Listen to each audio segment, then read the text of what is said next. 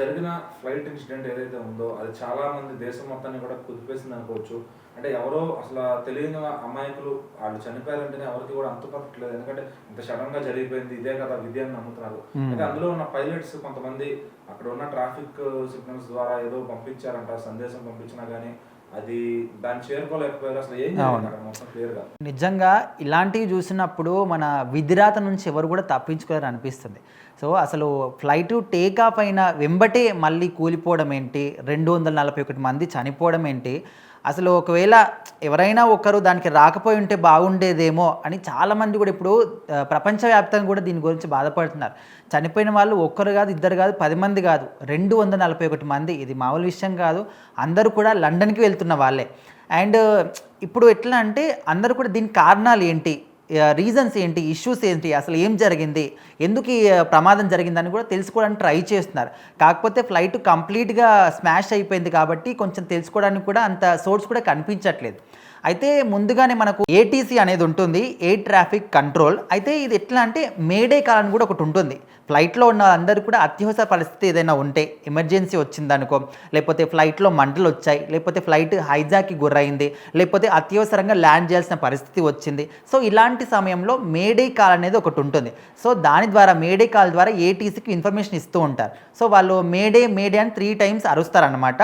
So అప్పుడు వీళ్ళకి అర్థమైపోతుంది కంప్లీట్గా సరే ఇక ఎవరైతే మేడే అని అరుస్తున్నారో ఈ ఫ్లైట్కి ఏదో ఎమర్జెన్సీ ఉందని చెప్పేసి వెంటనే వాళ్ళు అలర్ట్ అయిపోతూ ఉంటారు. అయితే ఏదో అగ్నిమాపక సిబ్బందిని పంపించడం కావచ్చు, అంబులెన్స్ని పంపించడం కావచ్చు, రన్వేలో మిగతా ఫ్లైట్స్ అన్నీ కూడా క్లియర్ చేయించడం కావచ్చు, దగ్గరలో ఉన్నటువంటి పరిస్థితులు అంటే ఏ ఏరియా అయితే నీట్గా ఉందో అక్కడ అత్యవసర ల్యాండింగ్ చేయించడం కావచ్చు, ఇలాంటి ఏర్పాట్లన్నీ కూడా ఏటీసీ వాళ్ళు చేస్తూ ఉంటారు.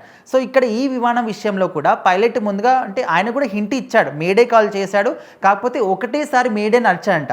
సో 3 టైమ్స్ అరిచే లోపే జరగాల్సినటువంటి దారుణం అంతా కూడా జరిగిపోయింది. ఆయన ట్రై చేశాడు, ఆయన సైడ్ నుంచి ఏ విధంగా అయితే ఆయన చేయాలో వెంటనే వీళ్ళకి ఇన్ఫర్మేషన్ ఇద్దామని చెప్పేశాడు, ఇస్తున్నాడు కూడా.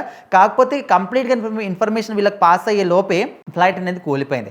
సో దాదాపు ఇంట్లో ఒక 10 మంది సిబ్బంది, 2 పైలట్లు, ప్రయాణిస్తున్న వాళ్ళు అందరూ కూడా చనిపోయారు.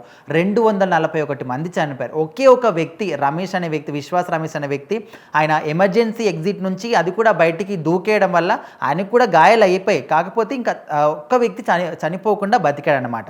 సో ఆయన చెప్పిన వివరాలు ఎట్లా ఉన్నాయంటే ఫ్లైట్ టేక్ ఆఫ్ అయిన తర్వాత ఒక భారీగా శబ్దం వచ్చింది. ఆ శబ్దం వచ్చిన తర్వాత కొద్ది దూరం వెళ్ళిన తర్వాతని ఫ్లైట్ అనేది కంప్లీట్గా కింద పడిపోయింది. ఇంకా అంటే ఎయిర్పోర్ట్ దాటిన వెంటనే ఒక మెడికల్ కాలేజీకి సంబంధించి ఆ కాలేజ్ మీద పడిపోయింది. ఎవరైతే అక్కడ క్యాంటీన్లో భోజనం చేస్తున్నారో ఇది మధ్యాహ్నం సరిగ్గా 1:38 39 ఈ సమయంలో జరిగింది. సో వాళ్ళు తింటున్న వాళ్ళు 25 మంది స్టూడెంట్స్ కూడా చనిపోయారు. సో మొత్తానికైతే వాళ్ళ తల్లిదండ్రులు కావచ్చు, వాళ్ళ కుటుంబ సభ్యులు కావచ్చు, అసలు ఎంత ఘోరంగా బాధపడుతున్నారంటే అరే వీళ్ళు పోకపోయి ఉంటే బాగుండేదేమో అనే విధంగా. ఇప్పుడు అందరు ఎట్లా ఉందంటే అందరినీ కావాలనే మృత్యుదేవత కోరుకుందేమో, ఈ ఫ్లైట్లో ఎక్కించుకుందేమో అని కూడా అనుకుంటున్నారు. సో ఏదేమైనప్పటికీ పైలట్ ఎంత హింట్ ఇచ్చినా కూడా ఇక్కడ వాళ్ళనైతే ఎవరు కూడా కాపాడలేకపోయారు.